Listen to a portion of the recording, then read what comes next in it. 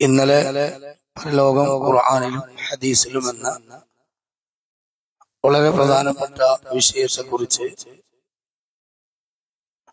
കുറഞ്ഞ കാര്യങ്ങളൊക്കെ നമ്മൾ പഠിപ്പിച്ചു. അൽഹംദുലില്ലാഹ് ഇന്ന് പങ്കെടുത്ത നിങ്ങളെല്ലാം അത് നോട്ട് ബുക്കിൽ എഴുതി കൊണ്ടുവന്നിട്ടുണ്ട്. ഇന്ന് നമ്മൾ ഇൻഷാ അല്ലാഹ് പഠിക്കുന്ന വിഷയത്തിന്റെ പേര് തൗഹീദും ശിർക്കും എന്നതാണ്. രണ്ടാമത്തെ ക്ലാസ്സാണ്. അതില് തൗഹീദും ശിർക്കും.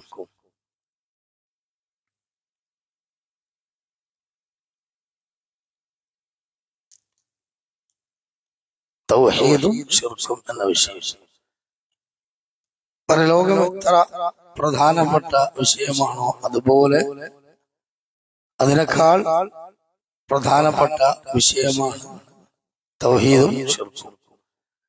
കാരണം തൗഹീദ് ഉണ്ടെങ്കിലേ നമുക്ക് സ്വർഗത്തിൽ പ്രവേശിക്കാൻ പറ്റുള്ളൂ. അതിന്റെ നേർ വിപരീതമായ ശിർക്ക് ഉണ്ടെങ്കിൽ നമ്മൾ നരകത്തിൽ പോകും. അപ്പൊ നരകത്തെയും സ്വർഗത്തെയും വേർതിരിക്കുന്ന വിഷയമാണ് തൗഹീദും ശിർക്കും. മനസ്സിലായോ? നരകത്തിനെയും സ്വർഗത്തിനെയും വേർതിരിക്കുന്ന വിഷയമാണ് തൗഹീദും ശിർക്കും. അതുകൊണ്ട് തൗഹീദ് എന്താണെന്ന് നമ്മൾ ആദ്യം പഠിക്കുക. തൗഹീദിന് 3 വിഭാഗങ്ങളുണ്ട്. അത്ര തൗഹീദിന് 3 വിഭാഗങ്ങൾ. തൗഹീദിന് 3 വിഭാഗങ്ങളുണ്ട്. അതിൽ ഒന്നാമത്തത് തൗഹീദ് റുബൂബിയ്യ. തൗഹീദ് റുബൂബിയ്യ.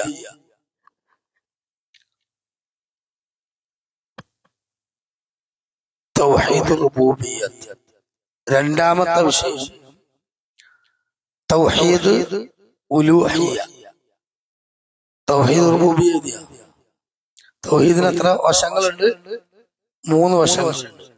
അതിൽ ഒന്നാമത്തെ വശമാണ് തൗഹീദ് റുബൂബിയ്യ. രണ്ടാമത്തേതാണ് തൗഹീദുൽ ഉലൂഹിയ്യത്ത്. ഉലൂഹിയ്യത്ത്. തൗഹീദുൽ ഉലൂഹിയ്യത്ത്.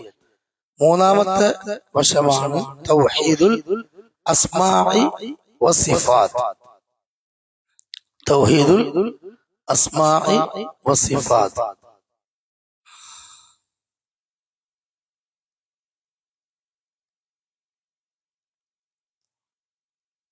അതിൽ ഒന്നാമത്തെ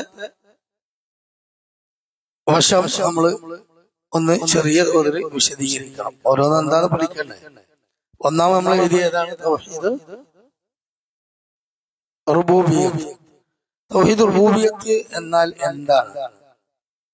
അതിന്റെ അർത്ഥം നമ്മളെ സൃഷ്ടിച്ച്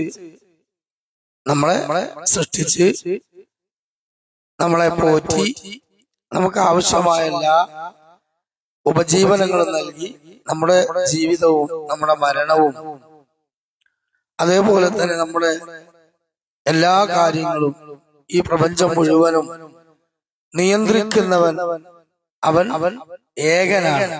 അല്ലാഹു അവൻ ഏകനാണ്. അതാണ് തൗഹീദ് റുബൂബിയ്യത്ത് എന്ന് പറഞ്ഞാൽ ഈ പ്രപഞ്ചം മൊത്തം, ഈ ആകാശം, ഭൂമി, മനുഷ്യന്, പക്ഷികള്, മൃഗങ്ങള്, സസ്യലതാദികള് എല്ലാം, മലക്കുകള്, ജിന്നുകള്, നക്ഷത്രങ്ങള്, സൂര്യൻ, ചന്ദ്രൻ എന്ന് വേണ്ട അല്ലാഹു അല്ലാത്ത എല്ലാം അതിനൊക്കെ സൃഷ്ടിച്ച് രൂപം നൽകി അതിനൊക്കെ പരിചരിച്ച് അതിനൊക്കെ കൊടുക്കേണ്ടത് കൊടുത്ത് അതിനെല്ലാം നോക്കുന്നവനാണ് ആര്? അല്ലാഹു. അതാണ് തൗഹീദ് റുബൂബിയ്യത്ത്. റബ്ബാണ് എന്ന വിശ്വാസം. അല്ലാഹു മാത്രമാണ് റബ്ബ്. അല്ലാഹു മാത്രമാണ് റബ്ബ്. വേറെ ഒരാളും റബ്ബല്ല. ആണോ? അല്ല. അപ്പൊ റബ്ബുൽ ആലമീൻ എന്ന് പറഞ്ഞാൽ എന്താണ്? നമ്മൾ സൂറത്തുൽ ഫാത്തിഹ ഓതല്ലേ, അതിനെന്താണുള്ളത്? ഓതിക്കാണി. അഊദു ബില്ലാഹി മിനശ് ശൈത്വാനിർ റജീം. ബിസ്മില്ലാഹിർ റഹ്മാനിർ റഹീം കഴിഞ്ഞാൽ അൽഹംദു ലില്ലാഹി റബ്ബിൽ ആലമീൻ അല്ലേ? റബ്ബിൽ ആലമീൻ, ലോകങ്ങളെ മുഴുവനും നിയന്ത്രിക്കുന്ന രക്ഷിതാവ് റബ്ബ്. അപ്പൊ അതാണ് റുബൂബിയ്യത്ത്. അപ്പൊ ഈ ഭൂമി പടച്ചതിൽ അള്ളാഹു അല്ലാത്ത വേറെ ആർക്കെങ്കിലും പങ്കുണ്ടോ? ആകാശം പടച്ചതിലുണ്ടോ? മനുഷ്യനെ പടച്ചതിലുണ്ടോ? സ്വർഗം നരകം പടച്ചതിലുണ്ടോ? ഇല്ല. ഒന്നിലൊന്നില്ല. അള്ളാഹു തആലക്ക് ഒരു പങ്കുമില്ല. അതെല്ലാം അള്ളാഹു മാത്രമേ ഉള്ളൂ എന്നാണ്. അപ്പൊ സൃഷ്ടിക്കുന്നവനും പരിചരിക്കുന്നവനും പരിപാലിക്കുന്നവനും നിയന്ത്രിക്കുന്നവനും ഒക്കെ ആരാണ്? ഏകനായ അള്ളാഹു മാത്രമാണെന്ന് വിശ്വസിക്കുക. അതാണ് തൗഹീദ് റുബൂബിയ്യ എന്ന് പറയുന്നത്. ഇനി അതുമായി ബന്ധപ്പെട്ടുകൊണ്ട്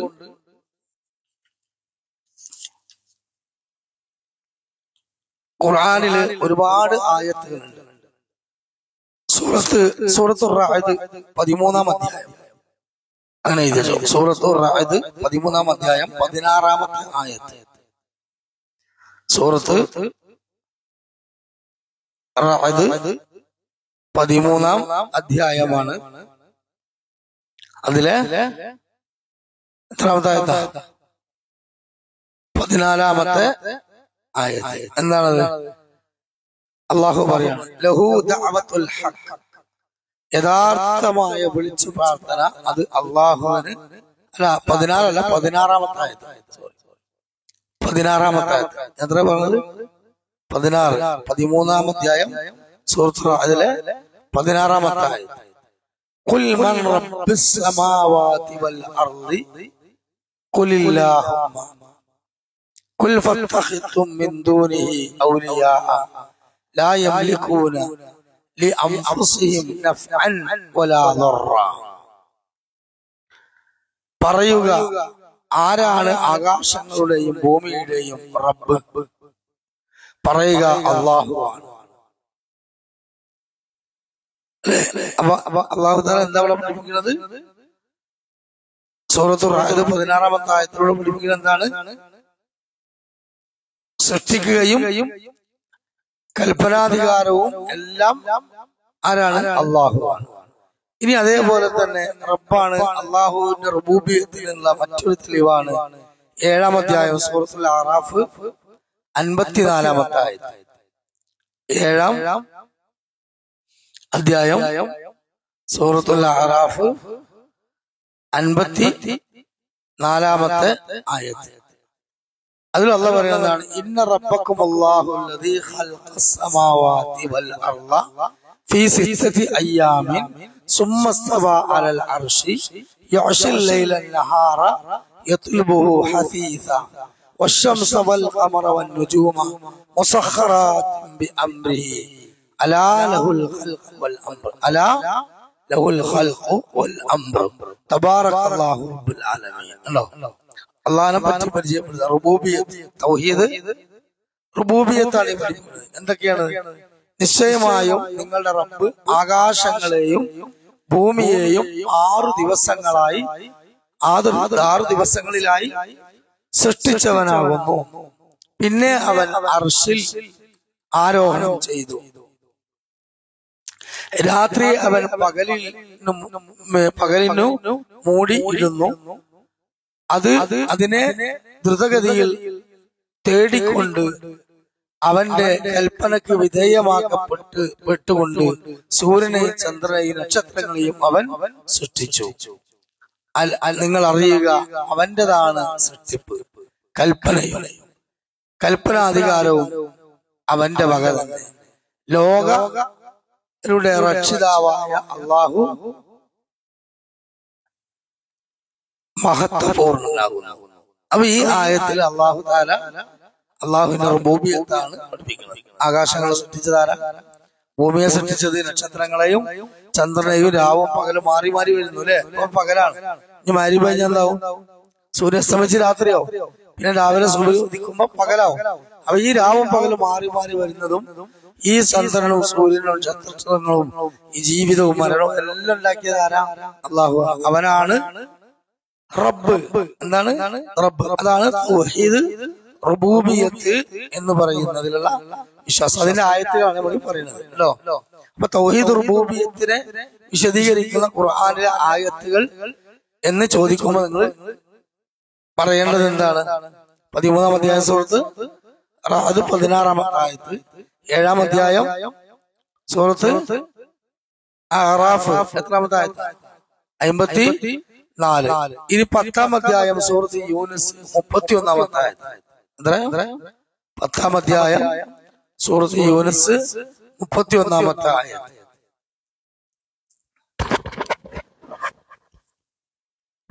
അതേപോലെ 43-ാം അധ്യായം സൂറത്ത് സുഖ്റുഫ് 87-ാമത്തെ ആയത്ത്. അതെന്ന് എഴുതിയ 43-ാം അധ്യായം സൂറത്ത് സുഖ്റുഫ് 87-ാമത്തെ ആയത്ത്. ഇതൊക്കെ എന്തിനുള്ള തെളിവാണ്? തൗഹീദിന്റെ ഒന്നാമത്തെ ഇനമായ തൗഹീദ് റുബൂബിയത്തിന്റെ തെളിവുകളാണ്. ഇനി അതിലൊന്നും കൂടി എഴുതിക്കോളൂ. 15-ാം അധ്യായം സൂറത്ത് ഹിജ്ർ, 15-ാം അധ്യായം സൂറത്ത് ഹിജ്റിന്റെ 36-ാമത്തെ ആയത്ത്.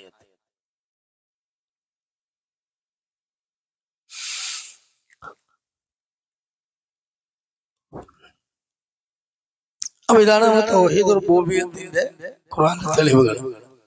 ഇനി തൗഹീദിന്റെ രണ്ടാമത്തെ വശം ഏതാണ്? തൗഹീദിന്റെ രണ്ടാമത്തെ വശം തൗഹീദുൽ ഉലൂഹിയ്യത്ത്. തൗഹീദുൽ ഉലൂഹിയ്യത്ത് എന്താണ് അതിന്റെ അർത്ഥം? ഉലൂഹിയ്യത്ത് എന്ന് പറഞ്ഞാൽ എല്ലാ ആരാധനകളും അള്ളാഹുവിന് മാത്രം അർപ്പിക്കുക. തൗഹീദുൽ ഉലൂഹിയ്യത്ത് എന്ന് പറഞ്ഞാൽ എല്ലാ ആരാധനകളും അള്ളാഹ്ക്ക് മാത്രം അർപ്പിക്കുക. അല്ലല്ലാത്ത ആർക്കും അത് കൊടുക്കാൻ പറ്റുമോ? പറ്റൂല. അപ്പൊ ആരാധന എന്ന് പറയുന്നത് എന്താണ്? ആരാധന ഇബാദത്ത് എന്താ? അള്ളാഹുവിന് മാത്രം നൽകേണ്ട ഒരു കർമ്മമാണ്, വിശ്വാസമാണ്. ഒന്നാമത്തെ ആരാധന അദ്ദുആഹു ഹുവൽ ഇബാദ. ഹദീസിലാണ്. എന്താണ് അതിന്റെ അർത്ഥം? അദ്ദുആഹു പ്രാർത്ഥന എന്നാൽ ഹുവൽ ഇബാദ, അതാണ് ആരാധന. അപ്പൊ ആരാധന അള്ളാഹ്ക്ക് മാത്രമേ കൊടുക്കാൻ പറ്റുള്ളൂ എന്നതാണ് തൗഹീദിന്റെ രണ്ടാമത്തെ ഇനം. അതാണ് തൗഹീദുൽ ഉലൂഹിയ്യ. ആരാധനയിൽ അള്ളാഹുവിനെ മാത്രമാക്കുക. അപ്പം ദുആ എന്താണ്? ആരാധനയുടെ ഒരു ഇനമാണ്. രണ്ടാമത്തെ ഇനം നിസ്കാരം എന്താണ്?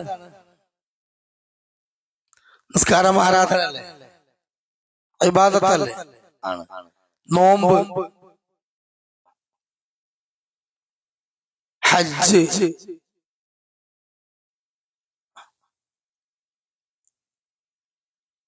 ബലികർമ്മം.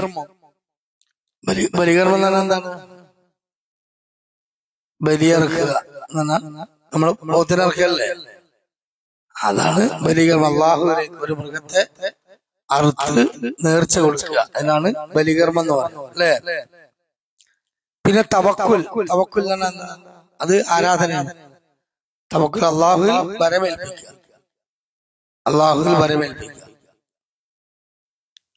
നമുക്ക് എന്തെങ്കിലും പ്രശ്നങ്ങൾ വന്നാൽ നമ്മള് ആരെയാണ് വരമേൽപ്പിക്കേണ്ടത്? അള്ളാഹുവിനെ. മൊയ്തീശേഖിനെ പറ്റുമോ? ബദരീങ്ങളെ പറ്റുമോ?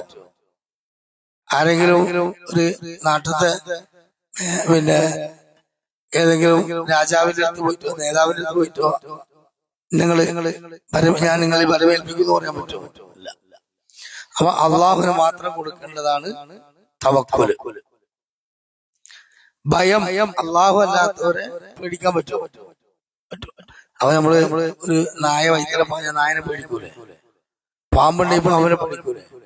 അതൊക്കെ ആരാധന അല്ല. ആരാധനയിൽപ്പെട്ട ഭയം ഏതാണ്? ആരാധനയിൽപ്പെട്ട ഭയം അള്ളാഹുവിനെ മാത്രമേ ഭയപ്പെടാൻ പാടുള്ളൂ. അള്ളാഹിനെ മാത്രമേ ഭയപ്പെടാൻ പാടുള്ളൂ.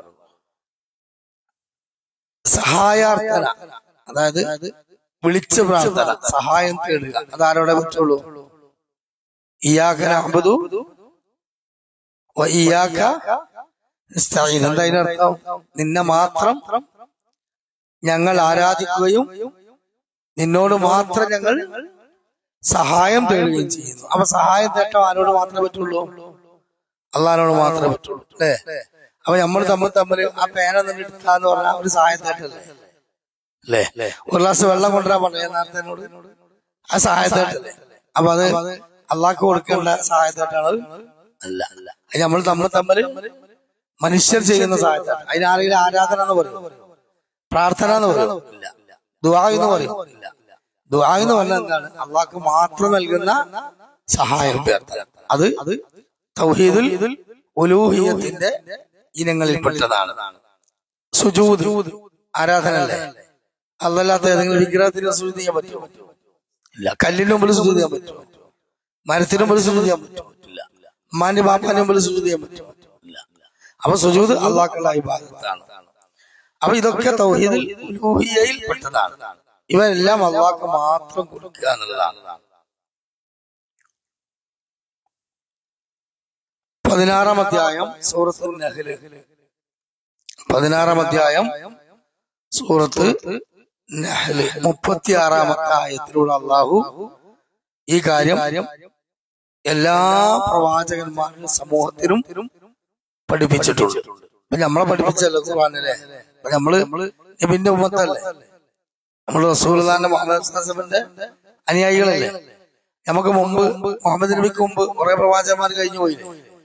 ആ പ്രവാചകന്മാർക്കൊക്കെ കുറെ അനുയായികൾ ഉണ്ടാവും. ഓൽക്കും പഠിപ്പിച്ചു കൊടുത്തത് എന്താണ്? അള്ളാഹനെ മാത്രമേ ആരാധിക്കാവൂ. വലഖദ് ബഅസ്നാ ഫീ കുല്ലി ഉമ്മത്തിർ റസൂല അൻ അബ്ദുല്ലാഹ വജ്തനിബുത് തഊദ്. ഓരോ സമൂഹത്തിലേക്കും അള്ളാഹു പ്രവാചകന്മാരെ നിയോഗിച്ചു. എന്നിട്ട് ആ പ്രവാചകന്മാർ ആ സമൂഹത്തോട് പറഞ്ഞു, നിങ്ങൾ അള്ളാഹുവിനെ മാത്രം ആരാധിക്കൂ, നിങ്ങൾ അള്ളാഹു അല്ലാത്ത ആരാധ്യ വസ്തുക്കളെ ഒഴിവാക്കൂ എന്ന് എല്ലാ പ്രവാചകന്മാരും അതാത് സമൂഹത്തോട് പറഞ്ഞിട്ടുണ്ട്. അതാണ് നബി സല്ലല്ലാഹു അലൈഹി വസല്ലമ പറഞ്ഞത്, അഫ്ളലു മാ ഖുൽതു അന വൻ നബിയ്യൂന മിൻ ഖബ്ലി ഖൗലു ലാ ഇലാഹ ഇല്ലല്ലാഹ്. എന്താ അർത്ഥം? ഞാനും എനിക്ക് മുമ്പ് കഴിഞ്ഞു പോയ റസൂലുമാരും പറഞ്ഞതിൽ വെച്ച് ഏറ്റവും വലിയ വാക്യേതാണ് ലാ ഇലാഹ ഇല്ലല്ലാഹ്. എന്താ അതിന്റെ അർത്ഥം? ലാ ഇലാഹ, ഒരു ആരാധനവുമില്ല, ആരാധിക്കപ്പെടാൻ വേറെ ആരുമില്ല, ആരല്ലാതെ? ഇല്ലല്ലാഹ്, അല്ലാഹല്ലാതെ. അപ്പൊ അതിനെങ്ങനെ നമ്മൾ അർത്ഥം പറയാ? ആരാധനക്കർഹനായി അള്ളാഹു അല്ലാതെ മറ്റൊരു ഇലാഹും ഇല്ല, ആരാധ്യനും ഇല്ല. അതാണ് ലാ ഇലാഹ ഇല്ലല്ലാഹ് അല്ലേ?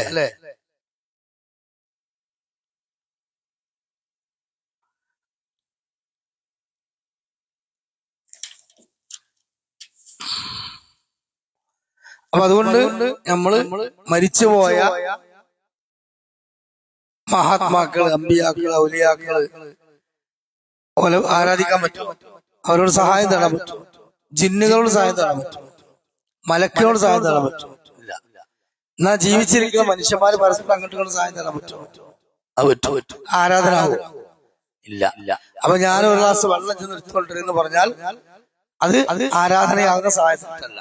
എന്നാൽ ഞാൻ ഇവിടെ ഒരു ജിന്നുണ്ട് എന്ന് വിചാരിച്ചു, ചിലപ്പോൾ ജിന്നുണ്ടെങ്കിൽ ആ ജിന്ന് കേൾക്കും, ജിന്ന് കാണും. ജിന്നിന് വെള്ളം കൊണ്ടുവരാൻ കഴിയും, നമ്മളെ പോലെ കഴിവുണ്ടല്ലോ. അപ്പൊ ഞാൻ ഒരു പോലെ ജിന്നെ ഒരു ഗ്ലാസ് വെള്ളം എനിക്കൊന്ന് എടുത്തുകൊണ്ട് തരൂ എന്ന് ഞാൻ സഹായം തേടിയാൽ എന്താ? ഷിർക്കാണ് അല്ലേ? ഷിർക്കാണ്. മലക്ക്, ഇപ്പൊ നമ്മളെ മലക്കില്ലേ റഖീബ് അത്തീദ് എവിടെയല്ലേ? ഖബറിലോ? ഇടത് ഭാഗത്തും വലത് ഭാഗത്തും നമ്മളെ എഴുതുന്ന മലക്കിന്റെ പേരെന്താ? റഖീബ് അത്തീദ്. ഖബറിൽ ചോദ്യം ചെയ്യുന്ന മലക്കിന്റെ പേരെന്താ? മുൻകർ നക്കീറും അല്ലേ?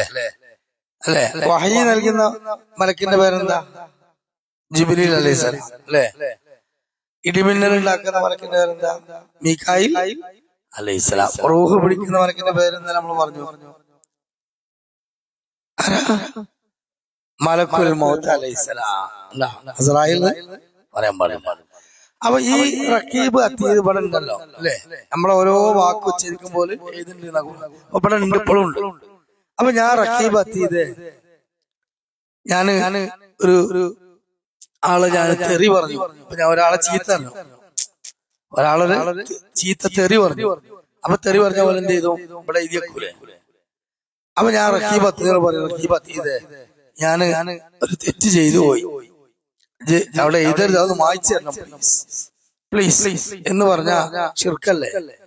ശിർക്കാണ്. എന്തുകൊണ്ട്? അള്ളാഹ്ക്ക് മാത്രം കൊടുക്കേണ്ട ആരാധന, അള്ളാഹിനോട് മാത്രം പറയേണ്ട കാര്യമാണ്, അള്ളാഹിന്റെ മാത്രം കഴിവിൽപ്പെട്ട കാര്യമാണ് അല്ലേ? അപ്പൊ അതുകൊണ്ട് മലക്കിനോടും ജിന്നിനോടും മരിച്ചുപോയ മഹാത്മാക്കളൊക്കെ തേടുന്നത് എന്താണ്? അള്ളാഹ്ക്ക് മാത്രം നൽകേണ്ട ആരാധനയിലുള്ള എതിരാണ്, അതാണ് ഷിർക്ക് എന്ന് പറയുന്നത്. അള്ളാഹു സുബ്ഹാനഹു വ തആലയുടെ പള്ളി, അത് പള്ളിയാണ്. ഈ പള്ളിയെ പറ്റി അള്ളാഹ് ഖുർആനിൽ എന്താ പറഞ്ഞത്?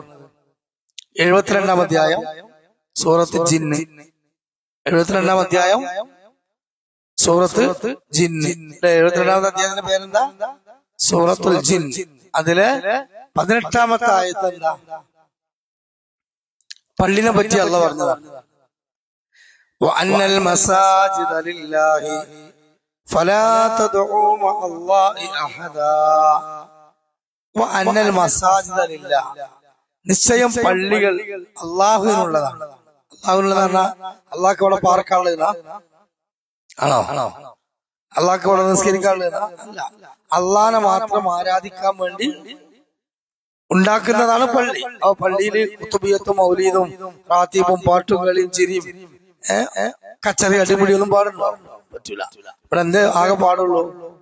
നിസ്കരിക്കുക, ഖുർആൻ ഓതുക, ഹദീസ് പഠിക്കുക, അതേപോലെ നല്ല കാര്യങ്ങൾ പറയാം. ആ പള്ളി അള്ളാഹുവിൻ്റെതാണ്. ആ പള്ളിയിൽ വെച്ചിട്ട് ആരെ വിളിക്കേണ്ടത്?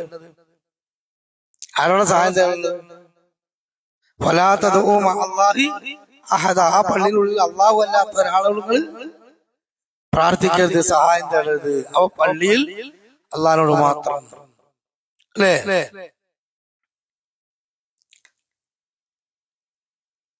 ഇനി മൂന്നാമത്തെ തൗഹീദിന്റെ വശം ഏതാ? മൂന്നാമത്തെ നമ്മൾ പറഞ്ഞ ഏതാ നോക്കാണ്, മേലെ എഴുതിയല്ലോ. തൗഹീദുൽ അസ്മാഇ വ സിഫാത്തി. തൗഹീദുൽ അസ്മാഇ വ സിഫാത്ത്. എന്താണ് തൗഹീദുൽ അസ്മാഇ വ സിഫാത്ത് എന്ന് പറഞ്ഞാൽ? ഇസ്മു എന്താ? പേര് അല്ലേ? മസ്മുക്കി ചോദിച്ചാൽ എന്താ പറയാ?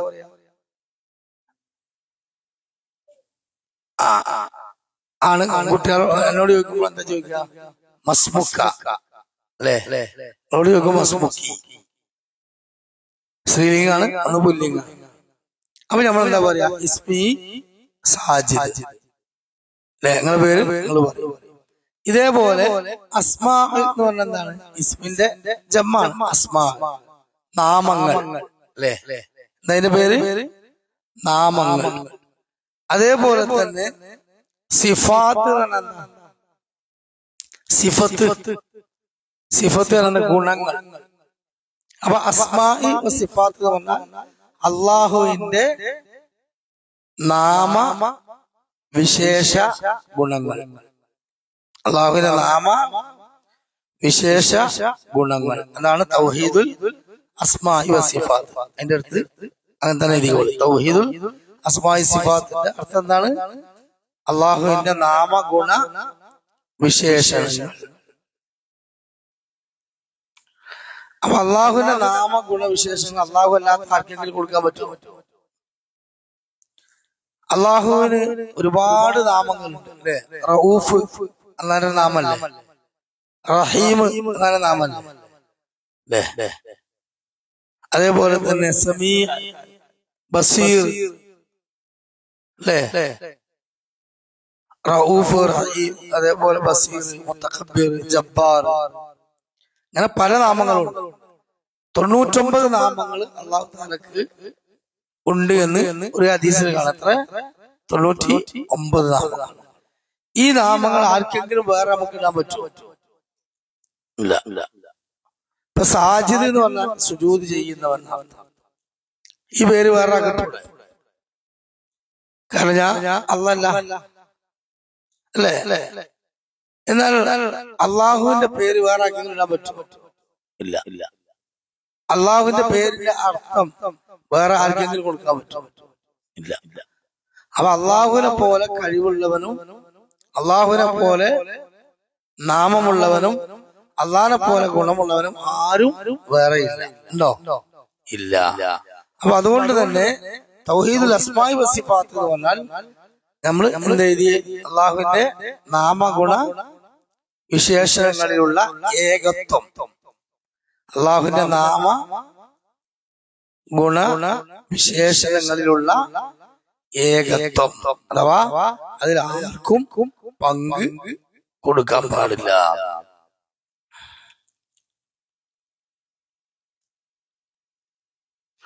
അപ്പൊ അള്ളാഹുവിന്റെ നാമങ്ങൾ മാറ്റം വരുത്താൻ പാടില്ല, അതിനെ നിഷേധിക്കാൻ പാടില്ല, അതിനോട് ഉപമിക്കാൻ പാടില്ല,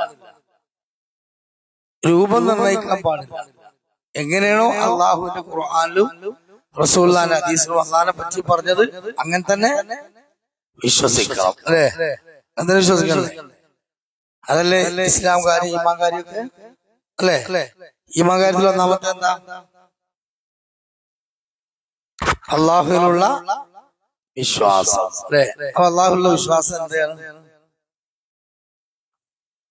തൗഹീദ്, റുബൂബിയ്യത്ത്, ഉലൂഹിയ്യത്ത്, മൂന്നാമത്തെ അസ്മാഉ വസിഫാത്ത്. അല്ലേ? സൂറത്തുൽ ഇഖ്ലാസ് അവസാനത്തെ ഖുർആനിലെ ആയത്തല്ലേ? എത്രാമത്തെ ആയത്താ സൂറത്തുൽ ഇഖ്ലാസ്? സൂറത്തുൽ ഇഖ്ലാസ് എത്രാമത്തെ ആയത്താ? 112 ആയത്ത്. അല്ലേ? എന്താ സൂറത്തുൽ ഇഖ്ലാസ്? ഓതാൻ പറ്റുമോ സൂറത്തുൽ ഇഖ്ലാസ്? ഞങ്ങൾക്ക് മനപ്പാടുള്ള ചെറിയ സൂറത്ത്. ഖുൽ ഹുവല്ലാഹു അഹദ്.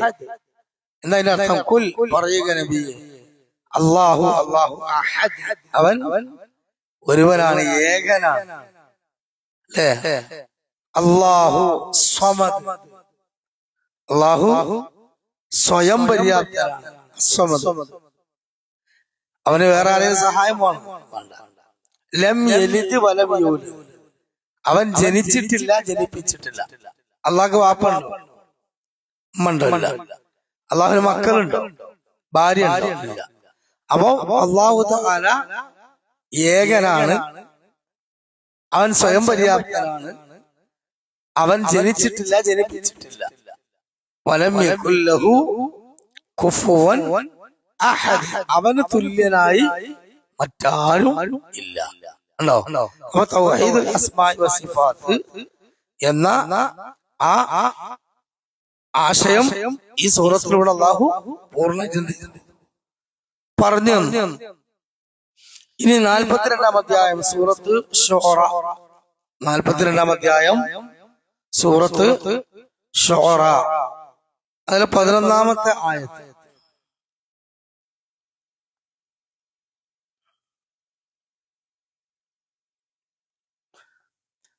ലൈസ കമിസ്ലിഹി ശൈഅൻ വഹുവ സമീഉൽ ബസീർ, അല്ലാഹനെ പോലെ വേറെ ഒന്നുമില്ല. അല്ലേ? അവൻ അഗാധമായി കാണുന്നവനും അഗാധമായി കേൾക്കുന്നവനുമാണ്. നമ്മളും കേൾക്കൂലേ, നമ്മളും കാണൂലേ? നമ്മളെ പറ്റിയും ബസീർ, അതേപോലെ സമീ എന്ന് ഖുർആനിൽ പറഞ്ഞിട്ടുണ്ട്. മനുഷ്യന്മാര് ബസീറാണ്, സമീ ആണ്. മനുഷ്യൻ കേൾക്കും, മനുഷ്യൻ കാണും. അപ്പൊ ഈ സമീ ബസീർ എന്ന് പറഞ്ഞ അള്ളാന്റെ പേരല്ലേ? അത് മനുഷ്യനും കൊടുത്തിട്ടുണ്ടല്ലോ. അപ്പൊ അള്ളാഹുവിന്റെ പേര് മനുഷ്യന് കൊടുത്തത് പറയുമോ? ഇല്ല. ഈ സമീ എന്ന് പറയുന്നത് നമുക്ക് കേൾക്കുന്നതിന് പരിധി ഇല്ലേ? ഇവിടെ ഈ പറഞ്ഞാൽ കേൾക്കുള്ളൂ. അങ്ങാടിയിൽ ആരെങ്കിലും പറഞ്ഞ മക്കൾ കേൾക്കുന്നുണ്ടോ? ഇല്ല. അവിടുത്തെ ഒച്ച കേൾക്കുന്നുണ്ടോ? ഇവിടുന്ന് നമ്മൾ ഇങ്ങനെ കാണും അല്ലെ? ഇതിനപ്പുറത്ത് ചുവന്റെ അപ്പുറത്ത് അവിടെ പോലെ സ്ത്രീ ഇരിക്കുന്നുണ്ട്, ഞാൻ കാണുമോ? കാണൂല. അപ്പൊ നമ്മളെ കേൾവിക്കും നമ്മളെ കാഴ്ചക്കും നമ്മളെ എല്ലാ കഴിവുകൾക്കും എന്തുണ്ട്? പരിധി ഉണ്ട് അല്ലേ? അള്ളാഹുവിന്റെ കേൾവിക്കും കാഴ്ചക്കും കഴിവിനും പരിധി ഉണ്ടോ? ഇല്ല. എല്ലാം കാണും, എല്ലാം കേൾക്കും അല്ലെ? ഒരു മറയില്ലാതെ, ഒരു ഉപാധിയില്ലാതെ, ഒരു മാധ്യമവും ഇല്ലാതെ അള്ളാഹുവാണ് കേൾക്കുന്നവനും കാണുന്നവനും അറിയുന്നവനും നിയന്ത്രിക്കുന്നവനും അല്ലേ? അപ്പൊ അതാണ് അള്ളാഹുവിന്റെ അസ്മാഇ വസിഫാത്ത് എന്ന് പറയുന്ന ഗുണനാമവിശേഷണം. അതിൽ അള്ളാഹു മാത്രമേ ഉള്ളൂ. അള്ളാഹിനെ പോലെ ലൈസ കമിസ്ലിഹി ഷൈഅൻ വലം യകുൽ ലഹു കുഫുവൻ അഹദ്, അവന് തുല്യനായി ആരും തന്നെ ഇല്ല എന്നാണ്. ഇനി അള്ളാഹുവിന്റെ സിഫാത്ത്, അള്ളാഹിന്റെ സിഫാത്ത് എന്താണ്? നമ്മൾ പറഞ്ഞല്ലോ വിശേഷണങ്ങൾ അല്ലേ? അള്ളാഹു സുബ്ഹാനഹു വ തആല എവിടെയാണ്? അള്ളാഹു എവിടെ? അയ്ന അല്ലാഹ്, അല്ലാഹ് എവിടെ എന്തെങ്കിലും മറുപടി അറിയാം? അല്ലാഹ് ഇവിടെ എല്ലായിടത്തും ഉണ്ടെന്നാ. കാറ്റ് എവിടെ? കാറ്റ് അവിടെയുണ്ട്, ഇവിടെയുണ്ട് അല്ലേ? പെരിയിലുണ്ട്, എല്ലായിടത്തും ഉണ്ട്. മനസ്സിലാവോ? കാറ്റിനെ കാണാൻ പറ്റുമോ? ഇല്ല. അങ്ങനെ ആക്കിയാലോ? കാറ്റ് നമ്മൾ ആസ്വദിക്കുന്നുണ്ടല്ലേ? അപ്പൊ കാറ്റ് ഇവിടെ ഉണ്ട്, കാണുന്നില്ല. അങ്ങനെ ആക്കിയാല് കാണുന്നുണ്ട് അല്ലേ? അപ്പൊ അള്ളാഹു സുബ്ഹാനഹു വ തആല പറഞ്ഞാൽ എല്ലായിടത്തും ഉണ്ട്, കാണാൻ പറ്റൂല. അങ്ങനെയാണോ? അള്ളാഹു ഭൂമിയിൽ എല്ലായിടത്തും ഉണ്ടോ? ഇല്ല. അള്ളാഹു സുബ്ഹാനഹു വ തആല എവിടെ എന്ന് ചോദിച്ചാൽ തൗഹീദിൽ നമ്മളെ മറുപടി എന്താ? അല്ലാഹു ഫിസ് സമാ, അല്ലാഹ് ആകാശത്ത് എന്ന് പറയാൻ പറ്റില്ല, ഉപരിലോകം, ആകാശത്തിന്റെ അപ്പുറം. 7 ആകാശത്തിന്റെ അപ്പുറത്ത് എത്ര ആകാശമുണ്ട്? സബ്അ സമാവാത്ത്. ആ 7 ആകാശവും കഴിഞ്ഞാൽ 500 വർഷം സഞ്ചരിക്കേണ്ട ഒരു സമുദ്രം ഇവിടെ 7 ആകാശത്തിന്റെ മുകളിൽ. എത്ര? 7 ആകാശത്തിന്റെ മുകളിൽ 500 വർഷത്തെ ദൂരം. ഈ ഭൂമിയിൽ നിന്ന് ഒന്നാമത്തെ ആകാശം എത്ര വർഷം ദൂരമുണ്ട്? 500. ആ ഒന്നാം ആകാശത്തിന് രണ്ടാം ആകാശത്തിന് എത്ര ദൂരമുണ്ട്? 500. അപ്പൊ 7 ആകാശത്തേക്ക് ഭൂമിയിൽ എത്ര ദൂരം ഉണ്ടാവും? 7×5 എത്ര? 7×5 എത്ര? പട്ടി അറിയില്ല. 3500.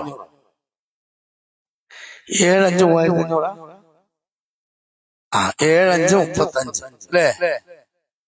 7×5 35. അപ്പോ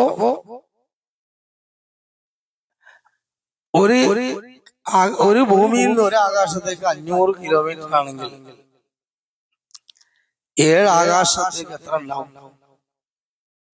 500 × 7 കൂട്ടുമ്പോ എത്ര ഉണ്ടാവും? 3500 കിലോമീറ്റർ.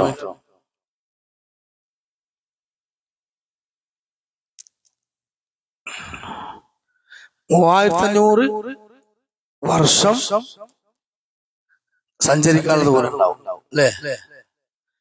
ആ 3500 വർഷം കഴിഞ്ഞിട്ട് പിന്നെ ഒരു 500 വർഷം കൂടി സഞ്ചരിക്കാനുള്ള ദൂരം ഒരു സമുദ്രമുണ്ട്. ആ സമുദ്രത്തിന്റെയും മുകളിലാണ് അള്ളാഹുവിന്റെ അർശ്. അതാണ് അർശ് പറഞ്ഞ ഇരിപ്പിടം, സിംഹാസനം. അർശ് സിംഹാസനം. കുർസ് അതിന്റെ മുകളിലാണ്. കുർസി പറഞ്ഞ കുർസി പറഞ്ഞ അറബി കസേര അല്ലേ? അപ്പൊ അള്ളാന്റെ അർശും അള്ളാന്റെ കുർസും അത് എങ്ങനെ നമുക്കറിയാം?